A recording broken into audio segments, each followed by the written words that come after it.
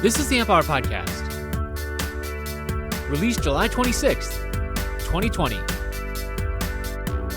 Episode 502. Lowest Common Denominator Design.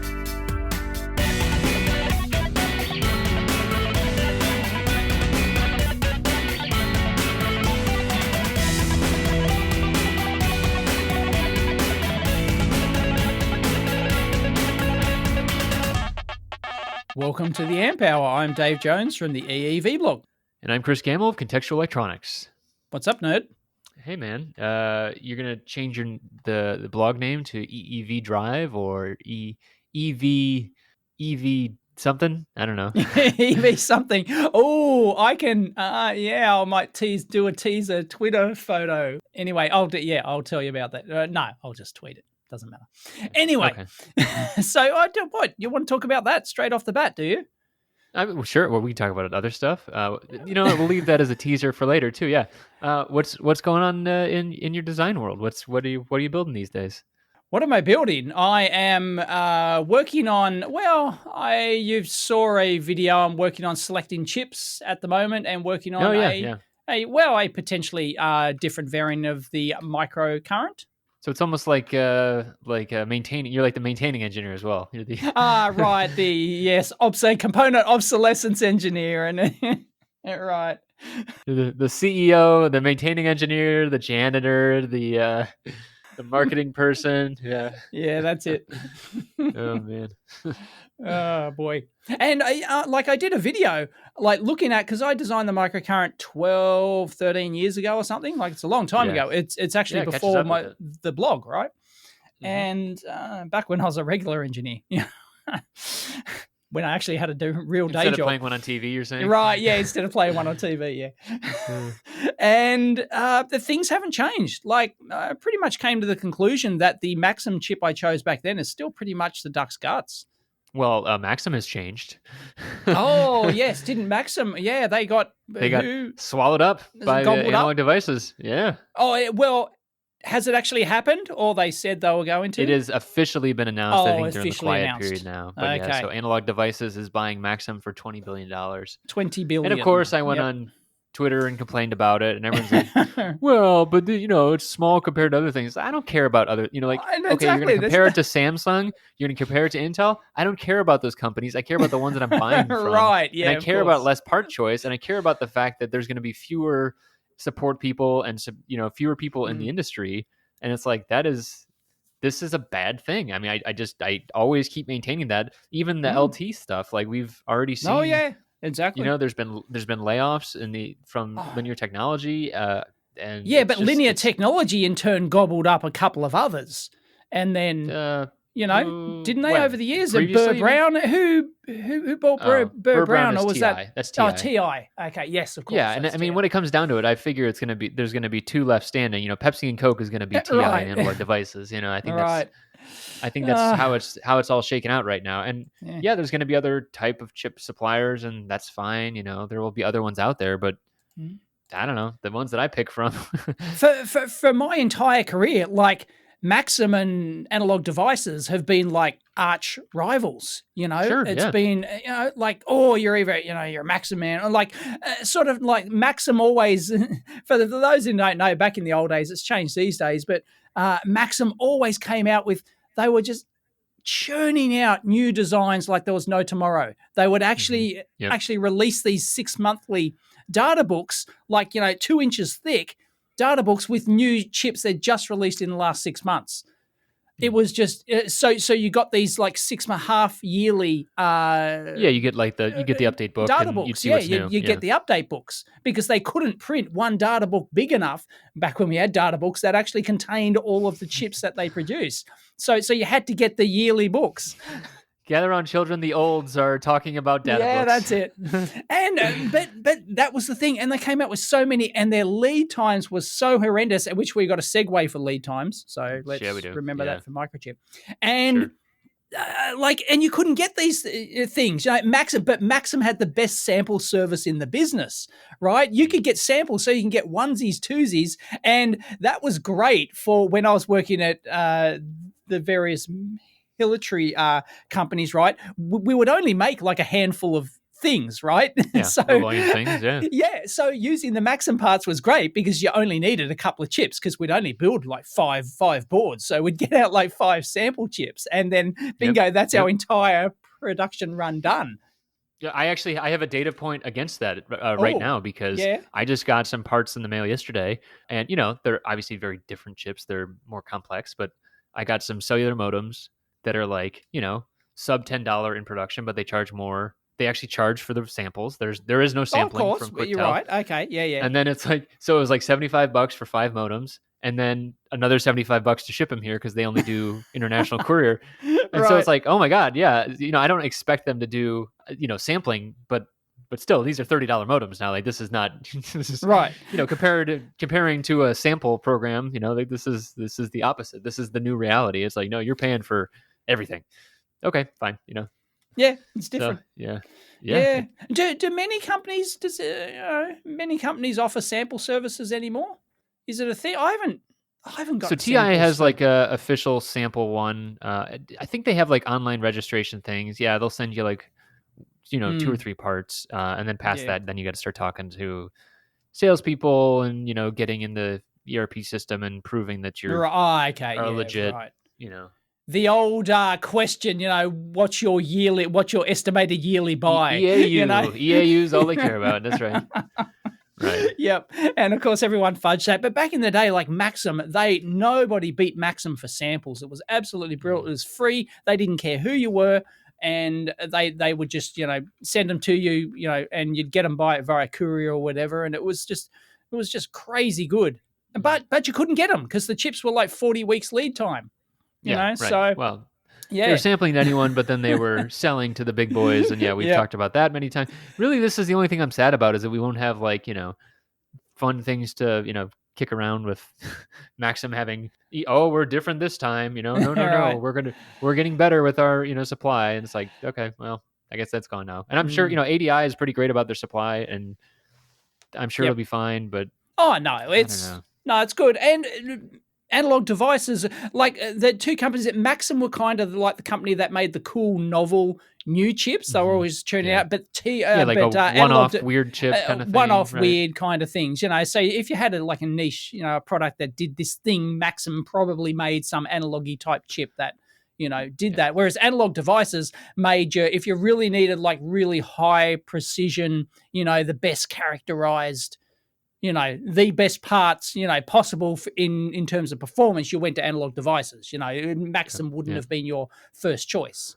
So but now they're one. Yeah. I mean, it kind of feels like that, doesn't it? It's like it's how do you vanquish your foe? Well, you buy him. Okay. And the crossover on their parts must be enormous. That will be so. Imagine the team they've got now. Just they're probably, if they don't have a team already, they're forming it, figuring out which parts to actually discontinue because who's the winner and who's the loser. Yeah, although exactly. I would imagine that I remember ADI was they outsourced their fabrication as well, and everybody's using like TSMC or similar foundry type work. Yeah, and in terms of like carrying costs for like the actual parts on hand, I have to imagine that it would make more. There probably isn't drop-in replacements just because they don't really do that. I mean, or if there are, then maybe they'll have. Maybe there's a subset of the the functional crossovers that they'll be like, no, well, actually, out of the 30% crossover that we see here, 5% are pin compatible, function compatible. You have to switch over now. But I imagine that most of them, the amount they would be pissing off customers would not be worth it. No, it'd be enormous. No, you wouldn't expect them to suddenly discontinue them. And these companies never suddenly discontinue chips. They always give you warning, like this is like now an obsolete component. Last buys are coming, 2000, last buys are coming in 2 years' time. Look, just plan your, these companies are good at that sort of thing. So... Yeah. But there's got to be a huge amount of crossover there where, as you said, pin compatible parts. But maybe, 5-10%, something like that I'd expect. In all this, every time this happens, right? This just happened with LT, and it really just, it bugs me because, okay, some people might say, well, it's more efficient, fine. There's, fewer people in the marketplace, fewer places you have to shop. it's like, okay, but that means there's fewer options. There's fewer people innovating and trying to offer parts to different segments of the market. And I just think there's less competition's worse in this scenario. So, I don't think prices are going to go down. I don't think there's really any benefit for us. I think it's really just a shareholdery kind of thing. And then they're like, okay, great. They're a bigger company now. They can, squeeze their margins harder and they make more money for their shareholders. Okay, fine. But that doesn't help me as a user. Exactly. But we don't really have any choice either. So even though Tim Ansel was on the show last week, he was talking about the open source PDK, and we talked about some of the analog stuff. It's like it's not like that's coming up anytime soon. That's not going to be offering op amps. No, exactly. Precision op amps for anyone anytime soon, or precision ADCs. It might be highly integrated and have some analog capabilities in it, but it's not going to be anything like that. And so. Yeah, if you're precision, you're shopping in, column A or column B and take what you got, For those who don't know, when you're fabbing chips like that, unlike your digital chips, which you can just test and that's it, simple, you can easily exercise the chips out. Maybe if they're really ultra high speed, high performance, that kind of thing, there's sort of variations, but analog chips are different. Analog chips, you have to characterize and guarantee various performance limits. If you deep dive down into the data sheets, you got to look at them bins. And you got to look at the bin-ins, and they sell all the different grades of op amps for a reason. It's because they've got to individually bin them, and voltage references and stuff like that. They'll be binned into 5 different grades of actual parts, depending on how they come off the production line and how they're tested. And it's really complex and expensive to not only design test jigs to characterize all this analog performance, but actually do that as well. So if you think that you can do it on every wafer, every segment of every wafer, it's not like you can do some sampling thing. You got to be like, unless it's like some super low cost thing, which they're probably not doing anyways. Right. So that's what we're saying. Even if they do have this, do it yourself analog fab ASIC thing, then it's may not be as good as it sounds. So you may be better off. Yeah, I think it'd be good only in the integration piece. That's really the only thing I can imagine. And and everything else that you need on, so like Tim was talking about too, it's not just pure analog, high precision analog type stuff. It's more like, there's other analog things on board. He said like the IO section is analog, and everything that's not running actual just logic elements has some analog component to it, and you have to plan for that. Maybe you'd be better off like going for some custom hybrid bare die solution, for example, like take the existing, if you want a complex analog system, take existing off-the-shelf wafers that are all characterized and tested and actually assemble those on like a hybrid module or something like that yourself, rather than actually design and build your own, high-performance analog ASIC.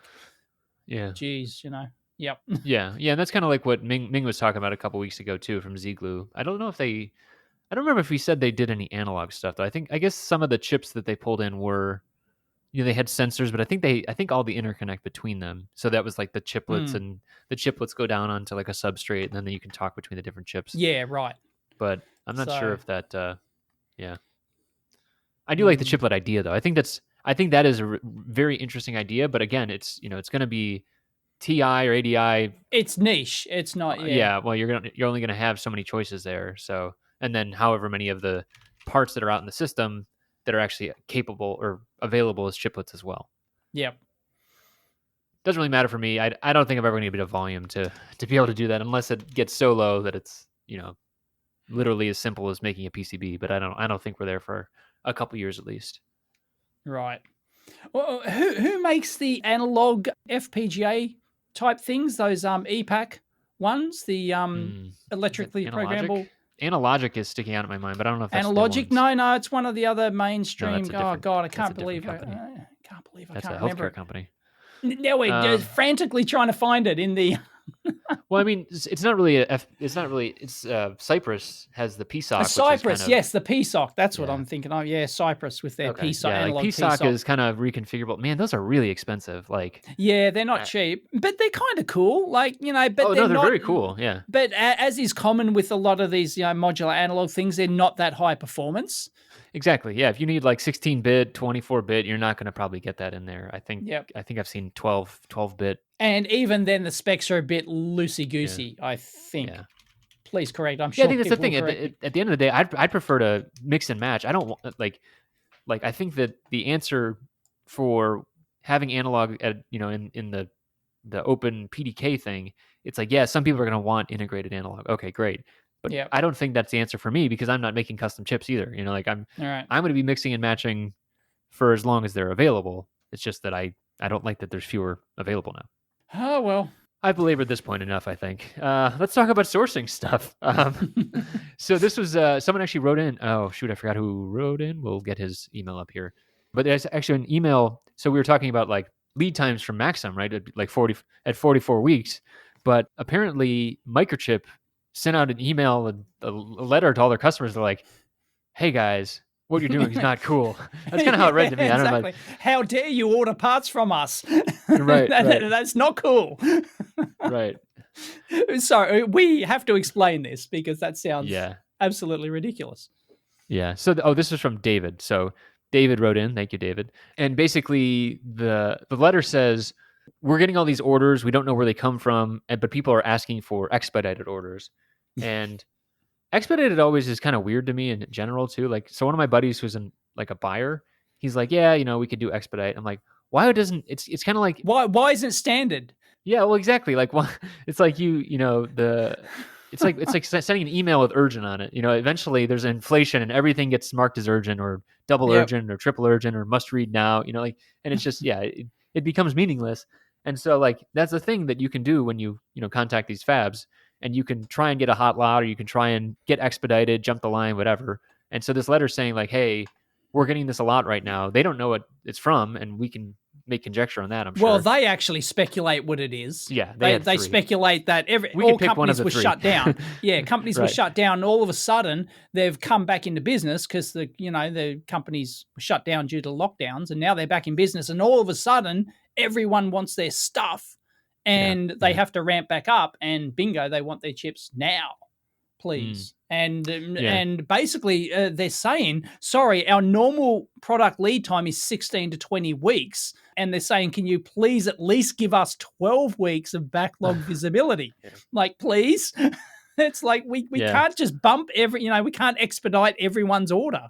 It's just not possible. Like if you get a PCB manufacturer, which is like a short, like chips have a very long lead time, right? There's lots of process steps involved, but a PCB can be turned around in like a day or, hours, right? Yeah. And you can pay to have your design expedited, but it literally means they put you to the front of the queue, they bump everyone else's job, and then they immediately start working on your board.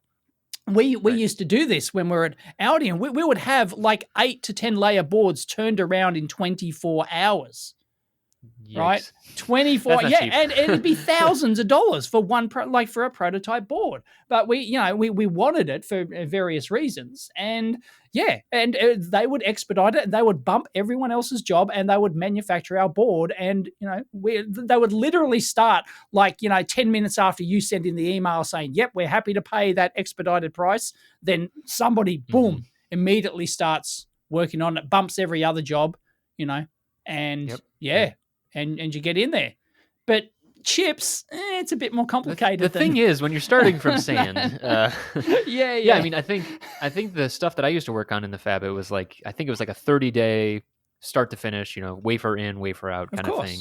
And that's like getting, I think that was even just a test. And then you're at test then at 30 days. So let's call that 4 weeks. Then you've got, all the lead times and shipping and everything else. And then you have to ship it to another country to usually get packaged up, and then there's further testing past that, and then shipping out to a distributor or shipping out to directly to your manufacturer. And it's like, 6 weeks is there's a huge process flow there. It's and not to mention like if they're ordering material, like say there was a huge surge. I mean, I always think about it kind of like traffic too. Like when like a traffic jam is like starting back up, there's always like the start stop just to try and like even out the flow. And it's like if basically if you get to the point where you now want to start speeding, that being like a very fast lead time, well, you're stuck behind everything else, and then it all ripples through the system as well. Like if you wanted, so say you got your absolute minimum down to 6 weeks, okay, great. well, what about the wafers? Like if the wafers aren't in the system too, and shipping to the fab, then they're, it's just, you can't like conjure it out of thin air, because it's you have to start somewhere. So yeah, it's there's some very, very tough realities, especially when you're talking about the volumes that, some people are like, well, I could see on DigiKey or Mauser there's 10,000 parts. It's like, okay, what if you need 1 million? Yeah, exactly. You're not buying 1 million parts off distribution unless it's capacitors, and even then, not really. Lead times, pain in the ass. Interestingly, on the subreddit page for this, Maddie guy said, same old song and dance. A variation of this letter has been on Microchip's homepage since I entered the industry. Nothing to see here. Oh, really? Okay. Interesting. Right. Oh, yeah, I've never seen it before, but I'm not on the homepage of Microchip very often. So, no, I haven't used. Yeah. And then Dr. Twist said, as Microchip customers, we don't have any kind of visibility into our own customer short-term demand, and that's like the traffic thing. It's like, right, yes, of course. Like as it's, everybody gets stopped up at certain points, and that whole the whole COVID thing basically. I mean, everyone. I think the market crash really did it at the beginning. Everyone like clammed up. They're like, we're not spending any cash. And now, oh, no, wait, we got tons of cash. We'll spend as much as we can, and then there's nothing there because everybody shut down. So. It's nuts. The world is nuts. Economics. It's silly.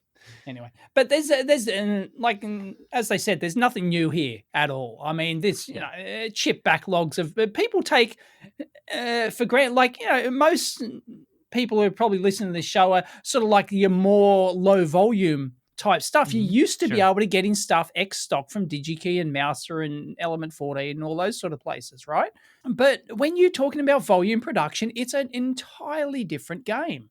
It really is, That's the first thing. So like, whenever I have a new client and they're like, okay, we think we're going to make, I don't know, 50,000. And I show them the math. I go, okay, you want 50,000 units next year. I have to put, let's say 50 LEDs on this one project. It was like an LED project. 50 LEDs times 50,000 boards. It's like, you can't get that many LEDs in many places, especially if they're special at all. So like, just so you know, there is going to be a very specific lead time. It's at least 20 weeks. So like, build that into everything you do. And you have to make those design decisions up front, and you have to buy those, and then you're stuck with that part. It's like, no, we can't change that part now because we've already ordered, 500,000 parts. Yeah, better make sure you did your math right. Yeah, exactly. So, yes. That's fun. Because you can get caught out. Like, like if you didn't do your engineering properly, if you didn't do it thorough enough, you go, oh God, no, this chip is just like, it looked great on the surface, it worked great on the prototype, but we didn't do the thorough, thermal testing or whatever, and we thought, oh no, it's not the right part. No, we're going to have to get this other one. It's like, you've just blown, 500,000 parts, right? It's just, it's nuts. Engineering, it's hard. It's fun. Hardware's I don't know. I had this thought the other day, like, I've been doing a lot of CAD lately, and like I kind of like look up and I'm like, I'm kind of like in the flow, and like, but like some of this stuff, man, it's great. It's really great. Like learning new things too. I think I said that last time. Yeah. Nerd. I like learning. I know, right? Yeah, total nerd. Yeah. Unbelievable. Some of us read books, Dave. Right. I actually have been reading. There was an RF. I do it before I fall asleep usually, and this was a bad choice for at night because I was like already thinking about work stuff, and then I couldn't sleep. And I was like, oh, I'll read a book about layout. This is a great idea. Nope, bad idea. But I think I mentioned it before. There's like an RF layout book. It was just like an Amazon book. It was from a consulting company, and they're like, hey, we'll just publish a book here. Right. So it's kind of good. I've been dealing a lot with like RF spacing and stackups and all that kind of stuff lately, and it's been interesting. It's a little challenging. I don't know how much. Have you done that a lot or no? Oh, well, this is a video I'm going to edit after this, actually. And this comes up on the forum because somebody on the forum, they're developing this little board. It's got like an image sensor. It's got an FPGA on it, like a small FPGA, so a low-end image sensor, like, 640 by 480 or whatever. And a low-end FPGA is just like a quad flap. It's a 32-pin FPGA. It's nothing. Oh yeah, that's tiny. Yeah. And so they asked for feedback on so they wanted to know about they first started asking about layer stack up and stuff like that. Mm-hmm. Oh, which stack up? Because I'm using a 4-layer board because I've got to route out this little pain in the ass BGA image sensor package. So I need the trace. And that's an interesting trade-off. Normally, you could have laid out this board on a 2-layer board, but because the pin pitch and the image sensor BGA it's designed for like use in mobile phones, and by the looks of it, this image sensor, the pin pitch is so small that you can't route out. The traces have to be 5 thou or less to route these things out, right? So the 2-layer process manufacturing tolerances didn't allow for traces that small that he wanted to use, the particular service. So he was sort of like forced into the 4-layer service so that he could get better tolerance on the track and space. So he's got the luxury of a 4-layer board now,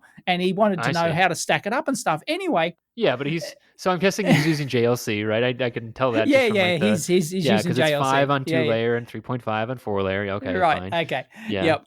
So so he's forced in you've got luxury of the 4-layer. You can't do the stack up then. You're not you're talking about the layer stack or the actual. I'm talking about the layer stack. Yeah.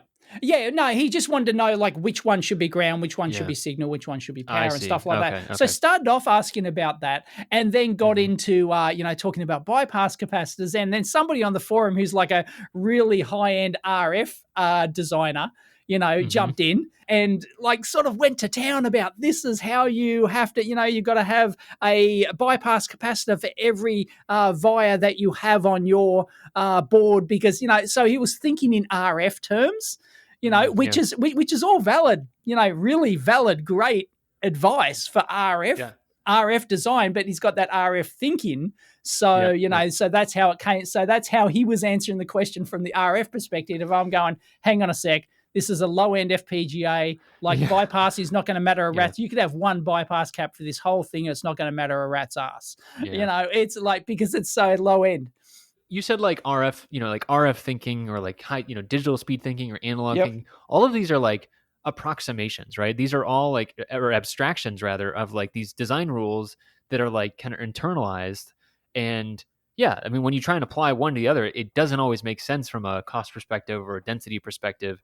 But then again, like you look at like I just bought an RF amplifier the other day, and I was talking to someone on Twitter who had cracked theirs open, and like it's really simple inside because it kind of has to be, like it's right. Like, and like a lot of RF circuits are not simple overall, like they're very complex, I think, but in terms of like the density you can have and just the design, how you think about the design around it, that also drives some of these design rules that you might not design rules, that's probably a bad disambiguation of the term, but like these kind of design methodologies around it, because you might go and optimize for something that's not usually really dense, and now you take it to a really dense process like a 4-layer BGA type thing, and it's like, oh, okay, well, this isn't going to work now.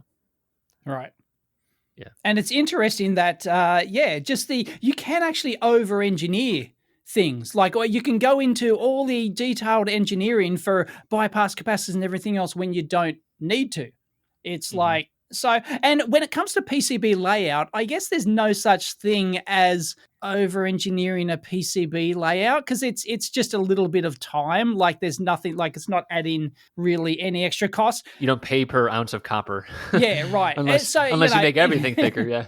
Right. So if you like do all your ground planes and you do massive via stitching and all sorts of other techniques, and you might do star grounding when you don't need to, and all that sort of jazz. It's so there's nothing wrong with using good engineering rules of thumb on PCB layouts when you don't need to, because there's no real so you can over engineer a PCB and it doesn't cost you much. But when you over engineer like bypass capacitors, they're expensive.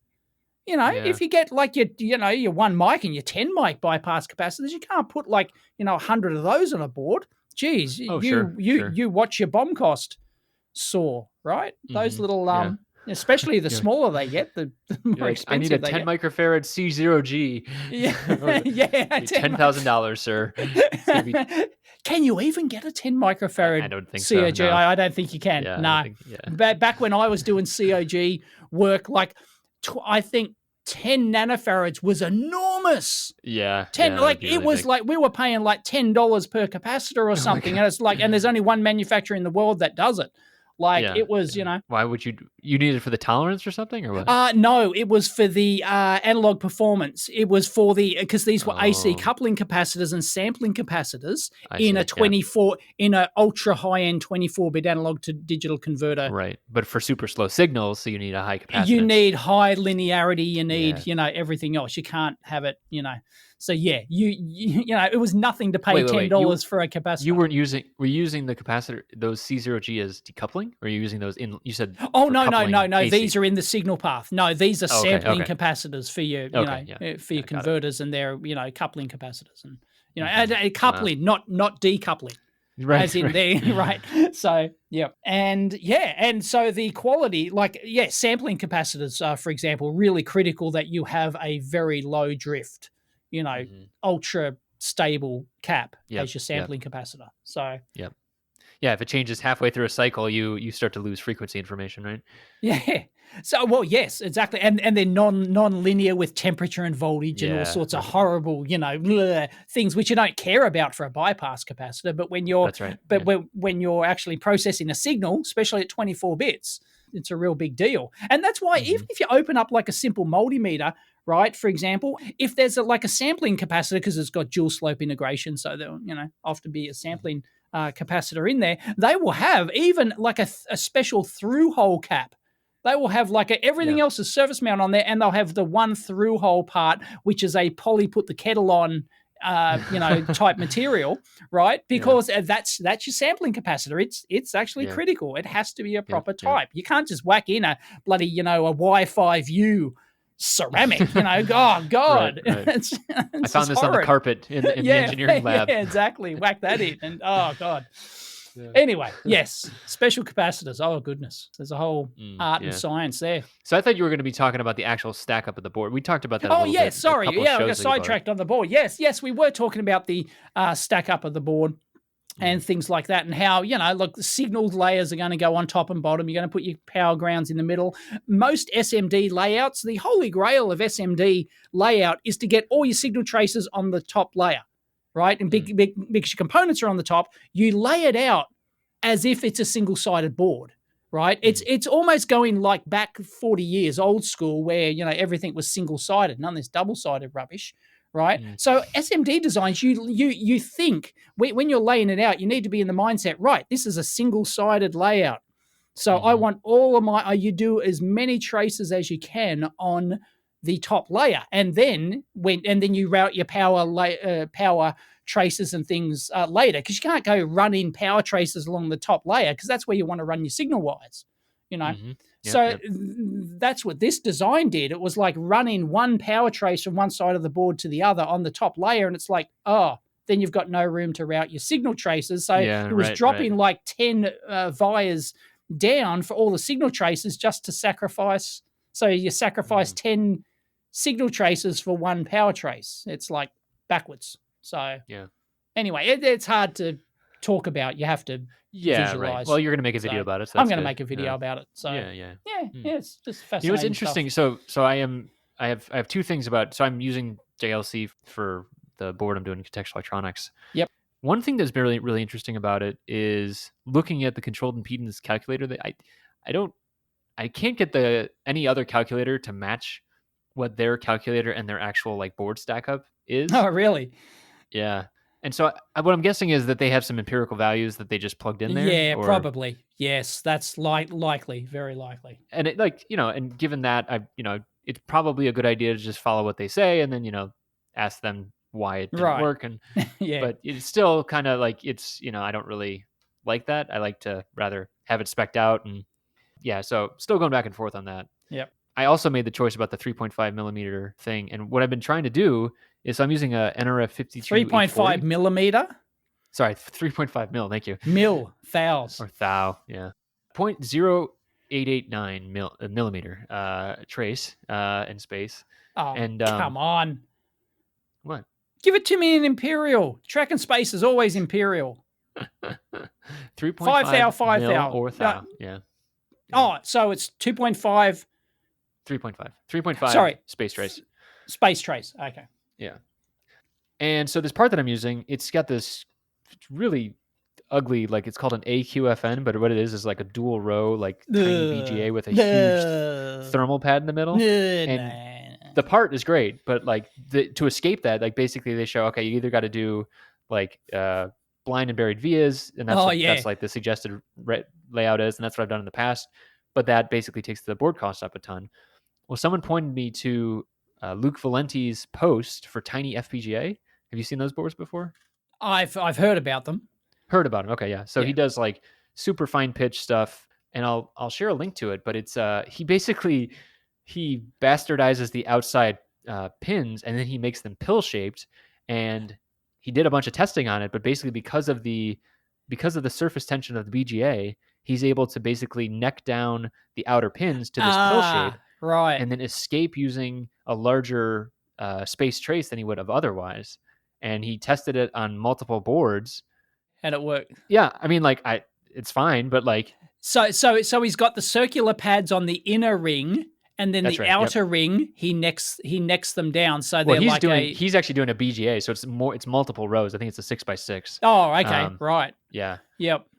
But that is the outer row is the important one. But you don't gain any actual space by making them elongated, because like a BGA pad is circular, so how do you neck it? Well, no. So he took it, he basically said, hey, here's the surface area of the original circle, and then he made the pill shape to be an equivalent amount, assuming that the surface tension the ball size will stretch itself out. Okay. So it's not more overall space, not overall more surface tension, or surface area rather. Yeah, right. Gotcha. But it's just a different shape then, and then you can escape through those pins. So the elongated pad, the neck down pad, is actually a smaller width than the original circular pad. Smaller, yeah, that's right. Yep, that's right. It has to be, yeah, it has to be. So okay. Well, yeah, everyone's like starting to twitch now. Anyone who knows anything about this sort of stuff is really starting to. Well, like I said, he tested it, and so it's interesting. I don't know if he went for that. I think it was just for a prototype. And so, anyways, I was trying this just for my prototypes as well, and just because like thinking about. Has he X-rayed it? He didn't X-ray it, but he did, because it's the outer row. He can tell. He shows photos on. It's like a hack. Oh, okay, because you can see the outer ones. Yeah. Right. Yeah, and so mine is much like his is pretty extreme. Like it really is. It like goes from like circle to pill. Mine is like goes from circle to oval, and so I can just basically a 3 mil space trace could get out, but a 3.5 couldn't. And I was like, well, it makes sense, and in order to be able to like iterate on boards, it makes sense cost wise to be able to do that. And so it was literally a $400 difference in terms of boards to be able to go from blind and buried to this slightly modified outer, and that's like the smallest thing. And so I was like, all right, well, it makes sense. Yeah. Oh no, if you can save a huge amount of costs. Oh, once you go to blind and buried vias, although it's it's still reasonable cost these days. I love doing them. Like I think they are like that is just, it makes everything easier. Yeah. Yeah. It was an interesting hack, and we'll see how it turns out for mine. Well, that's this is the art of engineering, right? Especially art of PCB engineering is like lowering your cost. That's one of the arts, and one of the ways you can do that is by changing your design somewhat, your layout somewhat, to actually or your design to use a different PCB process and assembly process technology. So you can save cost on the bare PCB, and you can save cost on your assembly as well, depending on which parts you choose. Like for example, simply choosing 0402s for everything, bingo, technically you're gone up in assembly cost because you've got to use a higher tolerance, a better tolerance assembly machine to do 0402s, especially in high volume and high quantity and things like that, because you'll have potentially a higher failure rate. Yeah, I'd say it's par for the course though these days. I'd say like maybe moving down into the 0201, 01, 005. Yeah. Yeah, but technically you can, if you stick to 0805 or 0603s or something, you will have you could place them yourself easily, right? Yeah, you can place them yourself. You've got older, cheaper pick and place machines, whereas, it's like a filtering mechanism of like, okay, like you're on like a parametric search and you say, okay, I'm gonna have all 805, everything, the world's your oyster, you can use any machine. But I'm going to use 0402. It's now down to 65% of all the machines, and 0201, right. 30% of the machines, and on and down from there. And that's assembly. And once again, on bare board, bare PCB cost, you can save cost by if you don't need that 6-layer board. If you can get away, if you can escape your BGA on 4 layers, you do it because it's going to be cheaper. And if you can escape it using, as you said, a higher process.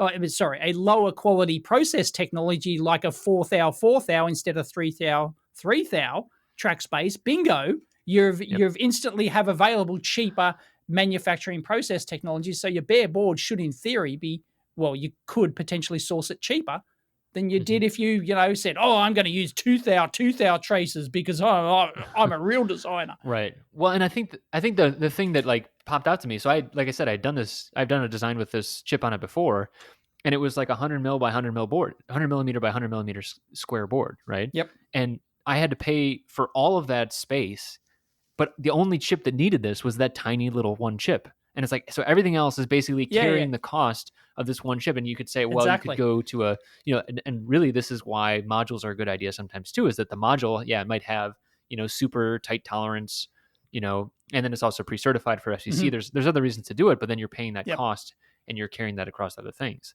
And so, I don't know. I think it is a balance point. That is the engineering piece, I suppose. Oh yes. If you choose one tiny little pissant BGA, right? Like as in tiny, tiny ball pitch and stuff like that. Yeah. And everything else on your design is huge. And you've got a big, 300 millimeter by 300 millimeter board, like a giant board like this, right? That's going to cost a lot of money, right? But that's not uncommon. If you're making in industrial stuff, right? Like a giant boards are not, are common as mud. Yeah. Yeah. I'm staring at one right now on my bench. and then if you choose one component that requires, 3 thou traces, bingo, you're screwed, It's lowest common denominator pretty much. Yeah. Right? You have to use that process technology for your entire giant board. And that board is going to be $100 a board instead of $5 a board. Yeah. Right? Yeah, it's almost like it makes more sense. Difference. If you really need that BGA, it would almost make sense to make a plug-in module yourself. Make a module yourself. Make a little daughter board. Yeah, it's cheaper to get like a tiny little 1 inch by 1 inch board made, put the BGA on there and have pastellated edges or have a, board-to-board interconnect. It'd be cheaper to buy the board-to-board interconnect connectors and put them on your board than it is to pay for a giant board. High density if you want. Get, top quality Samtec ones or something, and even if you pay a couple of bucks per connector, it's still cheaper than paying for that one giant $100 bare PCB. Yep. Yeah. Totally. It's and you actually see that when I do teardowns of various test instrument scopes and Keysight scopes and other scopes, you see that the high end FPGAs and system on chip processors that they use, right? They always come in like these high pin count PGA packages, right?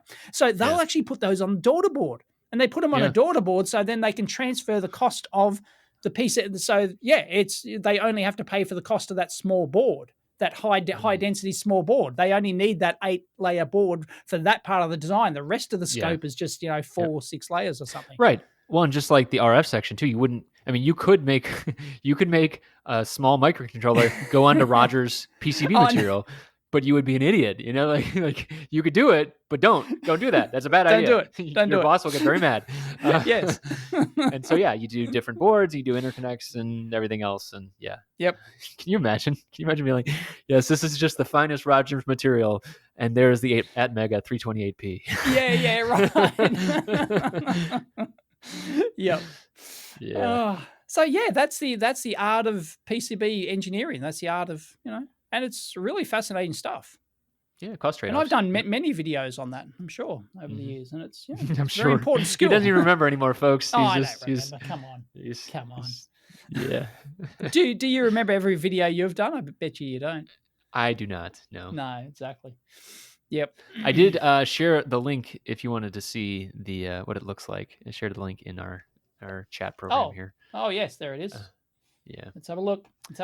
Is this public or is this? Oh no, it's right. public. Oh Yeah, no, it's a right. This Hackaday.io is the, post. Yeah. Right. Oh yes, there's a tiny little BGA. Oh, isn't that hideous? Yeah. Yeah. Oh, so that's actually what I wanted to bring up too. So this is actually, so I was shopping for. Oh wow. I was shopping for power converters the other day. I was at Tashi Station going to get some power converters. Power converters, yeah. Oh, geez, the solder mask alignment on that BGA is terrible. Yeah, it's real bad. Yeah, it's really bad. Right, and so like that. Well, that's another good point too. Is like if you're going with a low cost house, you might have other effects that like okay, yeah, sure, you're they're going to test your copper and that's fine. But if the alignment's bad, then you might also be in bad shape of the solder mask rather. So, anyways, I was shopping for DC to DC converters, and it's getting to the point where like I was looking at like the newest, fanciest chips, and I was like, nope, that's BGA is too small. BGA is too small, and and like of course you can filter for all this stuff, but you're basically you're any of the newest chips. It's like why wouldn't they do that? And then like Tim and Ming had both been talking about in the past two guest episodes, like everything's driving towards CSP anyways, and so. CSP is chip scale package for those who don't. That's right. Yeah, thank you. Yeah. And so so upcoming contextual electronics course is actually going to be about doing your first CSP in order to, because like otherwise you start to lock yourself out of certain technologies and certain new chips that are everything that's being developed for a cell phone that's going to trickle into the market. Yeah. It's all chip scale and it's tiny, it's like And for those who don't know why it's called chip scale package, just as a side thing, it's because the chip, they're talking about the bare die. So the package is essentially no bigger than the bare die. And that's why they have the BGA, because the bumps on the bottom match up to the, usually that's the top level of the metallization. And then they just literally flip it over. They actually flip the chip over and then they attach the balls to that, and that's the ball. So there's no lead out, like there's no lead frame. It's called in your traditional SO type packages and dip packages and stuff like that. Whereas they have then they ultrasonically put in the little bond wires and things like that. There's none of that bond wire rubbish. This is like balls directly on pads on the actual wafer itself. So that's why they're tiny. That's why the pin pitches are tiny, because the silicon's tiny. That's right. Oh, yeah, it's evil. It's great, man.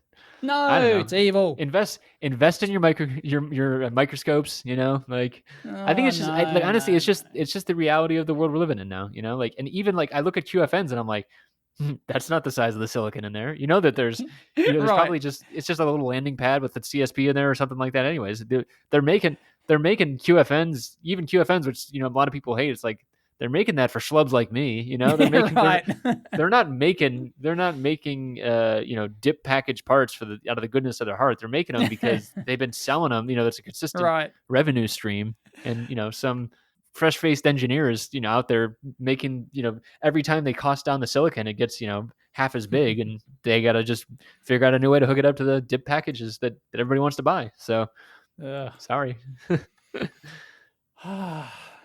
Isn't this a great industry? Come on. Oh, can we talk about the automobile manufacturing industry? Oh yeah, this is good callback from the beginning. So this is the EV. Dave putting the EV and EEV blog. Here we go. Yes.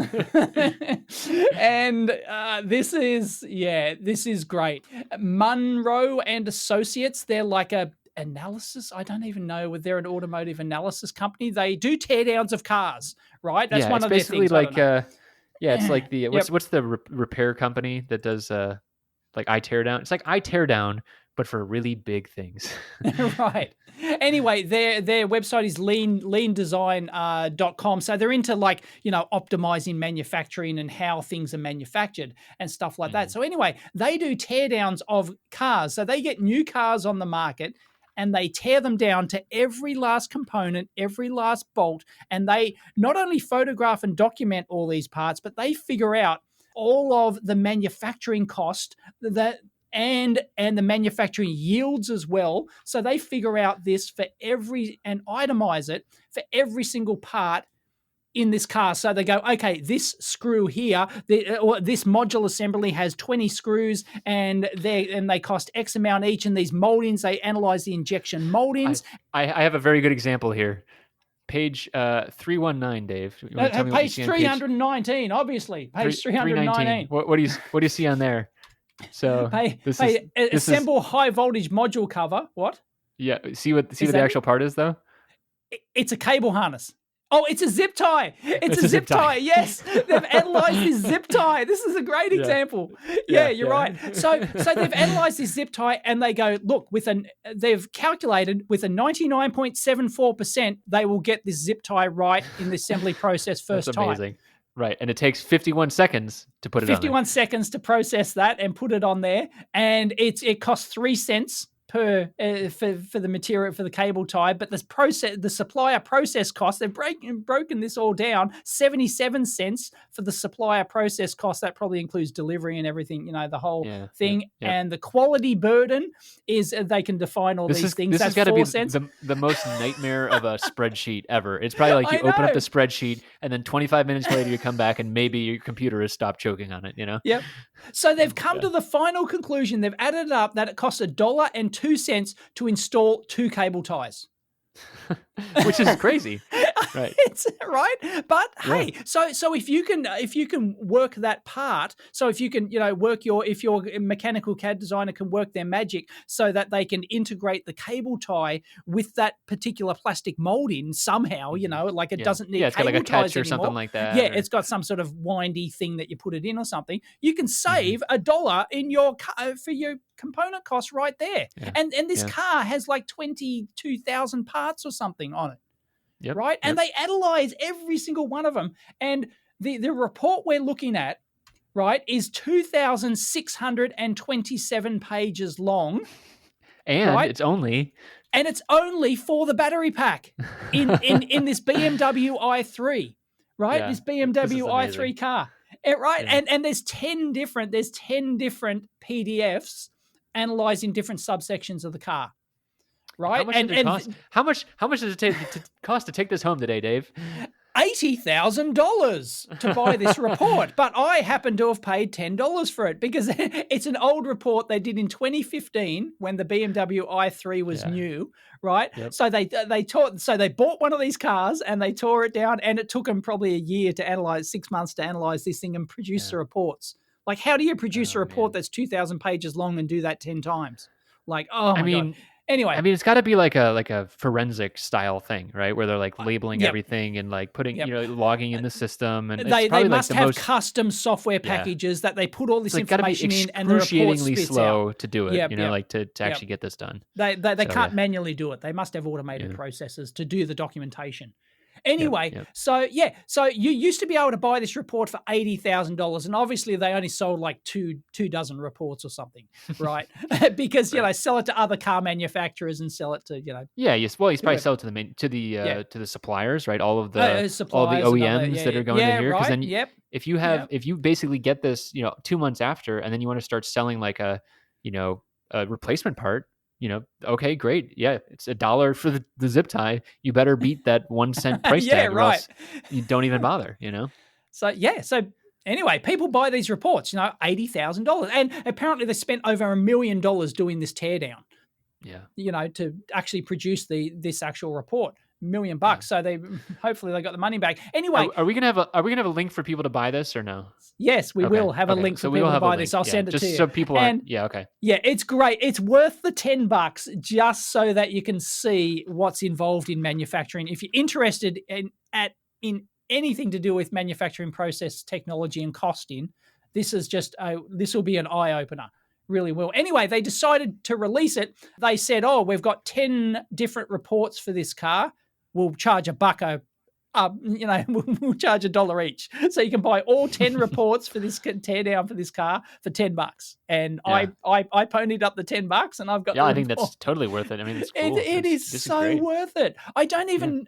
Like, I couldn't even produce a video on this. It's so, like, as I said, like, it's 2,600 pages just for the battery. 400 hours of video, and Dave is just exhausted at the end. I haven't slept in weeks. And every part, even down to the cable ties, is photographed, itemized, and cost analyzed. I mean, holy shitballs. It's great. This is I incredible. think the other thing that's interesting, like, just looking at so I've only seen the battery stack one that Dave just shared with me, but, like, even seeing that, like, okay, so someone walks up to you on the street and they're like, I need you to design a battery pack tomorrow. I don't where do you start? Like what's in Right. there? And this is 5 years old, right? So they're already Yep. however many years down the line, and they're working on the newest thing and increasing capacity, whatever. But okay, this is a great resource for say you're building a robot for a university course or something, and you want to make sure it's really secure.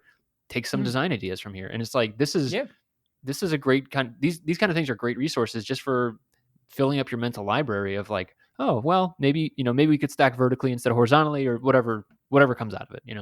Right. So yeah, it's a required reading. This should be part of college courses. This is just insane. And then they analyze like the die cast plates and things like that, so you can figure out, look, this die cast, the entire, if you're interested, the entire bottom plate for the whole battery pack, the big aluminium die cast plate, it's massive, right?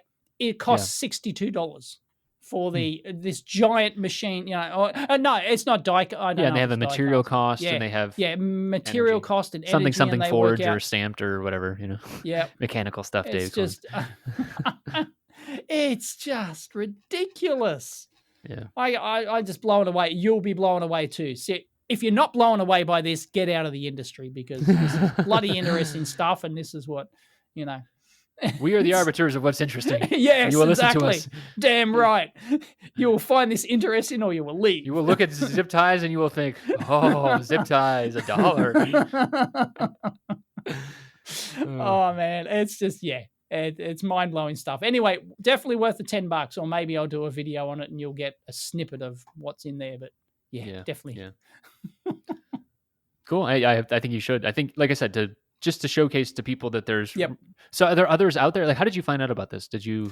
Somebody tweeted it or sent me a somebody sent me an email or something. Because I would just be interesting if there's like. So like if there was other teardowns like this, like these kind of like crazy teardowns, I think it has to be high dollar materials. So it's got to be, It's high dollar and high volume, in order someone spending time on this. But if there was like, say there was like a ventilator teardown like that, there obviously has been a lot of ventilator stuff, but like a full the market's workup just of like not big enough for that. I think you'll only find this in automotive. You wouldn't even find it in aircraft. Maybe like cell phones, I guess you could kind of do that. Maybe, yes. But there's so much hidden stuff probably. there. This is very mechanical, it seems, as well. There's a lot of and people do like. So I was watching a teardown video of like an iPhone, like a recent iPhone, and it's like, that's interesting, but they're like, there's the whole like the what's it called when it has like the vibration motor in it? They have like a special name for that subsystem, and it's like they were tearing it down. They're showing it's like, but there's just like blobs of silicon in there, and that it does some kind of control. There's probably a microcontroller in there. Okay, great.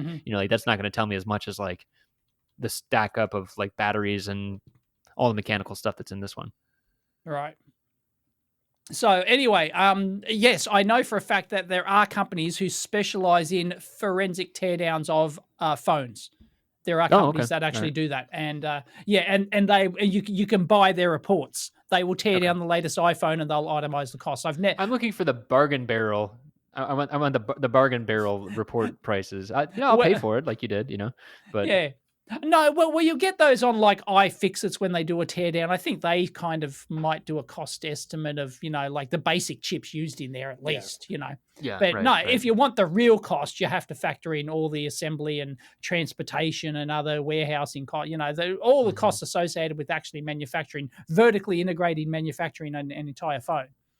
So I think the other thing that's interesting about this is like seeing in the mechanical realm too. So much of it is custom. Right. And, there's obviously, phone manufacturers are moving into their own chip space, right? Apple's doing their own chips, and, other Samsung does their own chips. And like, that's not out of the realm of possibility, but it's not like they're just, turning around and spinning up a stamping plant they cut a new die to do a new chip. They have to actually go all the way through the process. And in the mechanical realm, it's like, there is a lot of custom stuff, especially in the plastics and, because there's just more tools for doing that sort of thing.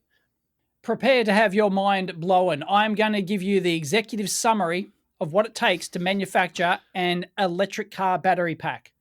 Here you go. Page 34, Chris, for those playing along. Dave, for you. Let's fire 15% of the workforce. All right, I'm in the right mindset now. I feel like an executive. Okay. All right. Here we go. Just the battery pack in the BMW i3, right? It's the big, a big die-cast, alloy assembly that contains all the cells and, everything else. Goes on the bottom of the car, low center of gravity. Yep. Number of parts. Guess, Chris, how many parts are inside? I'm not looking. I'd say 1,200.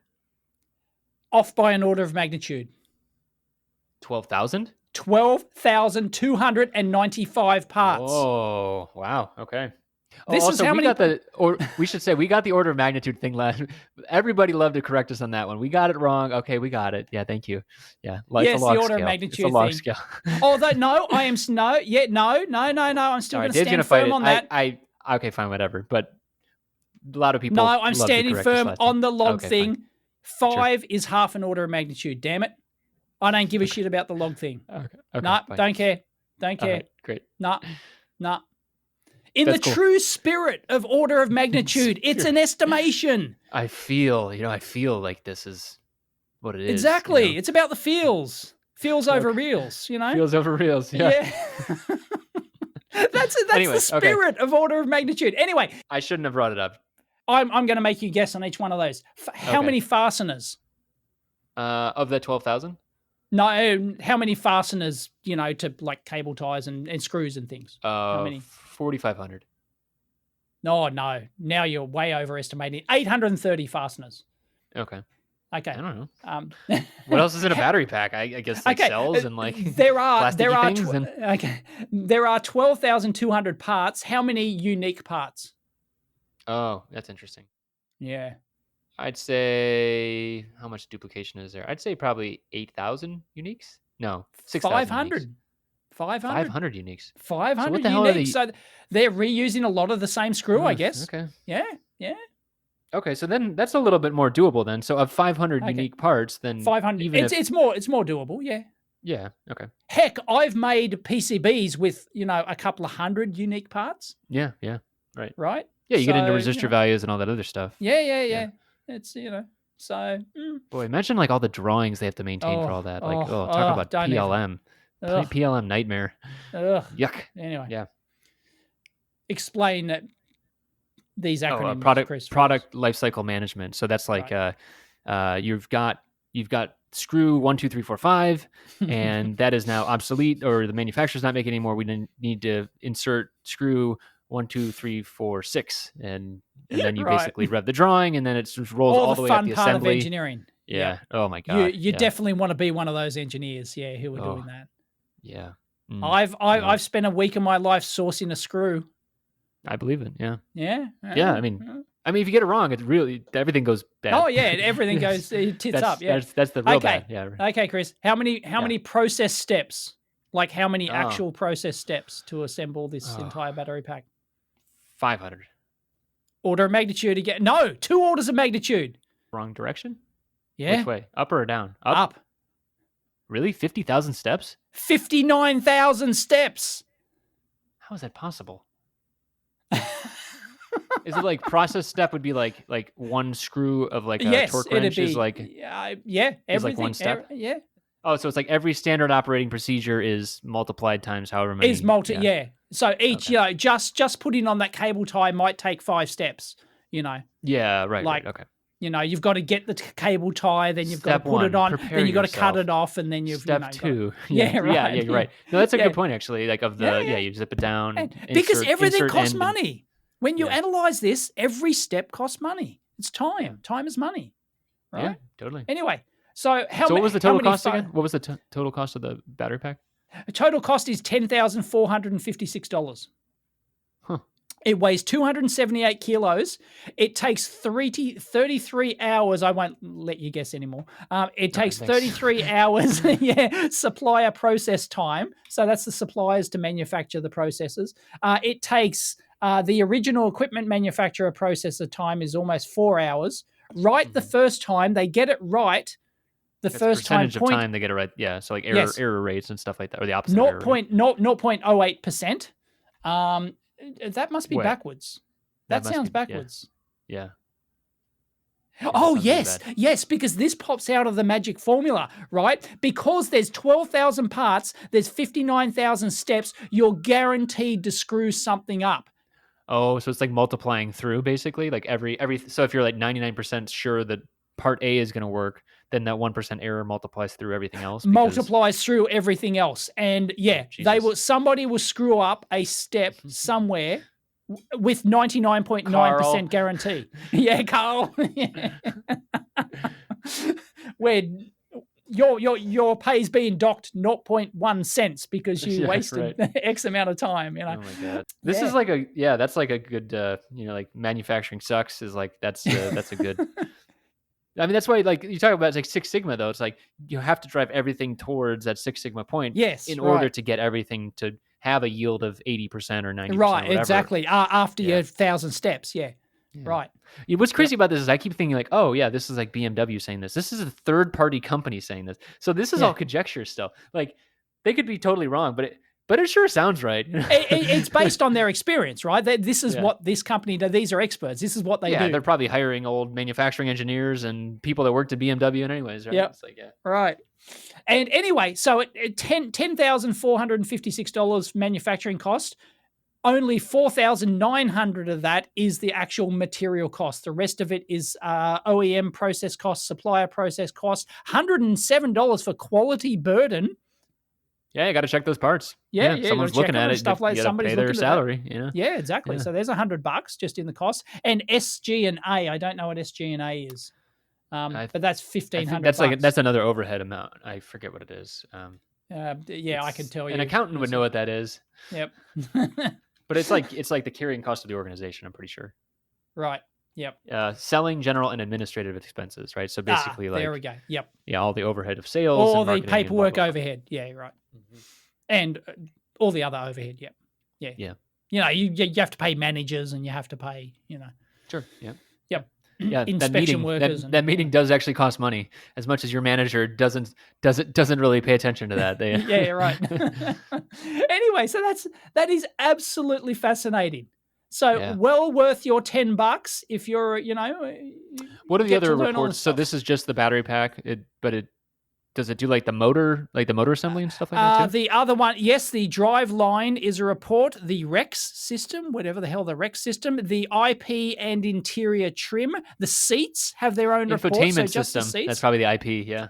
Yep. Oh yes, yeah. IP info something. Yeah. The structure of the body, the exterior report, so like bumpers and things like headlights and things like that. The rolling chassis report, the system electronics report, so they've got a report just for the system electronics. Probably So just for the harness, probably like the cabling harnesses. And your insane. And your car computer and your anti-lock braking ECUs, computer and your radar. Yeah, that would be a good one to look at too. Yeah. Oh yeah, it would be. And then the cooling system has its own report. So the battery has to be cooled and and the aircon. It'd include the aircon system and so there's 10 separate reports and you can get it for $10.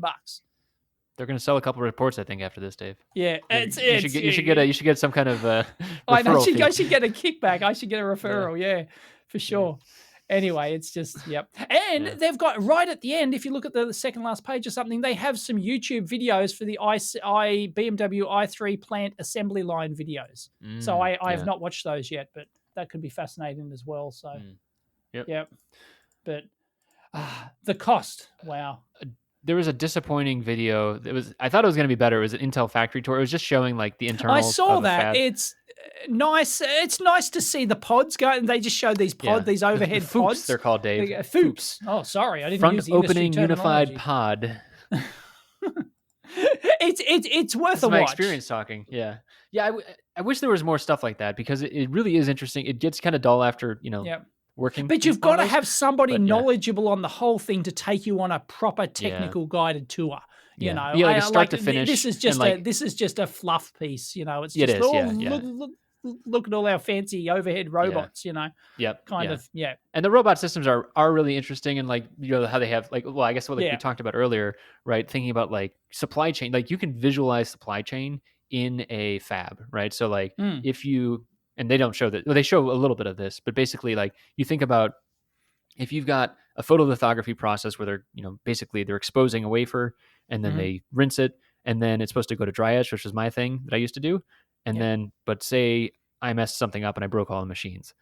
I never did that. Let's just pretend I never did that. Right. Yeah. But then basically what happens is you have all of this, all of this supply coming in there and just like building up. And like, so literally they have like these storage bins, like these storage areas inside a fab where they will just store the foops for however long. And eventually they'll have to slow down the incoming stuff. But say now you slow down the incoming stuff and you just turn off all of photolithography. Then you just say, nope, nothing else is coming through. And then finally Chris gets his shit together and that process step starts to go again. And then you work through the backlog. And then, but then if you don't start up the photolithography stuff again, then there's not enough supply in that cycle, in that chain rather, and now you're running behind again. And so it's like this push pull, and so it's a really good visualization of the overall electronic supply chain of, if you don't have the parts in your start at the right time, it just ripples all the way through, and it really can, and it screws and it's like, and now Steve saying he's begging us to, put us 12 week, whatever. And that's because like, they're just trying to make sure that they don't look like, buttheads because they don't have any parts. Right. And so that's ultimately what it's coming down to. Yeah. Because they have to plan them. They've got to buy the raw materials. They've got to, set up the process line. Yeah. It's a crap job. I don't envy them. We just get to sit here and complain. This is the thing to be doing. And we just watch videos going, ooh, robots. I was actually surprised at the complexity of this overhead robot system, which basically just transports wafers like through like 12 different buildings. It's like, sure. How would you do it differently? Because I don't know. I just thought they'd be on carts and they'd just wheel them around. Like I didn't think there was that high volume in terms of like as one wafer you can get like thousands of chips out of, right? Yeah. So I didn't think there was that kind of throughput in terms of wafers kind of thing. I was just actually surprised that they needed to go to this sort of effort to physically transport the wafers around. Yeah, there's there's basically like a monorail for these. Yeah, it's a monorail. Like the robots, and then basically the monorail comes up. It lowers it literally, like Dave's saying, with cables, and then it lowers it onto a platform, and then the whole foop slides in to actually get processed by the particular process step it's at. And yeah, it's I think if it was on the floor, you wouldn't get as much. So first off, you couldn't have humans there, and then you just wouldn't get as much throughput either, right? Yeah. So yeah, and they've got storage bays, like when they're not being, when they're waiting for the next process step, the robots can just pick these up and go put them in the storage facility, and they're all tracked and marked, and then they can bring them back out once the next step is up and running. Or is actually They go, right, we have to manufacture more, Intel i7s over here, and push the button and the floop comes in with your wafers, raring to go or whatever. Yeah, the floop, yep. Whatever it is, I don't know. What's it called? Foop, F-O-U-P. Yeah, foop. Foop. Yeah. Floop's a good word, though. I mean, I like it. I just think it's, Anyway, that's enough about manufacturing. Geez, this whole episode was about manufacturing, wasn't it? We have no idea what we're going to talk about when we start this show. We just press record and it goes somewhere, Yeah, exactly. It's just... Anyway, so we're way over time. So let's end with... Unfortunately, we have to end on sad news, but we really have to, Yeah, we got to mention it, Grant Imahara from, he was one of the Mythbusters. Yeah, sadly passed away at 49. He wasn't old. Yeah. In fact, he didn't. He looked nowhere near 49. Yeah. He's always boyish looking. Yeah. And he had brain aneurysm, and he's apparently quite sudden. Although not that sudden. Apparently, I read a thing that did say it didn't just suddenly happen. It happened over 2 or 3 days or something. So it happened over a couple of days, like he was just having dinner. Complications from that kind of thing. And they tried to save him, but over a couple of days, he had 2 operations. They were actually, he was preparing to go into a 3rd operation, but the brain aneurysm just got him, unfortunately. Grant Imahara, a true nerd, a true engineering nerd like us. And I only heard good things. Like everyone I know who actually knew him said he was a top bloke. So, definitely. Yep. Yeah, I got to meet him a couple times, but it was always like promotion, engineer, type things. Right. Yep. So we're gonna miss him. It's it's people should go check out. Obviously, there's all the old Mythbusters things to watch, but also the I haven't watched the White Rabbit Project, and there's the BattleBots, and and he starred on a Star Trek series. Yeah, I didn't know that. He was Sulu. No, I didn't know that either. He was he played Sulu on a. I think that was like it wasn't fan fiction, but it was like a fan. It's more it's something like that. Yeah, yeah, it was like a web series type of thing. Yep. So it's cool. So yeah, very sad for a fellow nerd, fellow engineer. Yeah. Yep. Yeah, and if people want to hear other nice anecdotes about him, Adam Savage, who worked with him on Mythbusters, obviously. Yes, him and Norm Chan over on Tested, they did like there's some great stories. Like a 1 hour kind of Yep. What we're calling it. So yeah, that was really fantastic. That was a nice tribute. So yeah, it's geez, I hate 2020. Yeah, it friggin' sucks. Sucks, man. Just yeah, really does. But yeah, that's unfortunately that's a bit of a wake up call. It's like, geez, he was only young, and that no other pre-existing medical conditions that I was aware of, and just brain aneurysm. Jeez, fingers crossed. Touch wood. Fingers crossed that you. Yeah, okay. That I don't. Yeah, something doesn't explode inside me. Got it. Yep. So yeah, sad loss, unfortunately, for the industry. He was one of like the high profile engineers. There's only there's not too many high profile engineers in the industry. I agree. And he was one of them. Like, could you name what other high profile like public engineer? There'd be Bill Nye, the science guy, who's technically a mechanical engineer. He's not a scientist. Maybe like Dean Kamen, maybe. Yeah, but no, people don't know him as an engineer, I guess. Like, people know that, Grant Imahara, he's the engineer from Mythbusters, Yeah. He was like, true. I mean, there's not too many. Please leave it in the comments down below if you're aware of any other, like, public. Obviously we could rattle off names in our little niche, of course, right. But that, you stop someone on the street though. That's the real question. You stop someone on the street and they're not going to know who Bob Pease is, right? They'd be what's an engineer? That's what probably most of them would say. But yeah. No, I think Grant was a great example of outreach, and yeah. I mean, like, I read tons of people in comment sections just saying that Grant got him in engineering, and that is a hell of a legacy. So it is. And he did all those Mouser videos, which were more mainstream kind of thing. They were like, he went around, and visit different places and things like that, and sort of did, more general interest engineering stuff. Well, we should all aspire to do that. I think everyone should go build a robot in Grant's honor, or simply design a PCB, because he was sure, yeah, why not? That was a fellow nerd like us. That's what he did, So. Any engineering will do. We'll take any engineering. It doesn't have to be robots. Okay. Yep. All right. Catch you next time.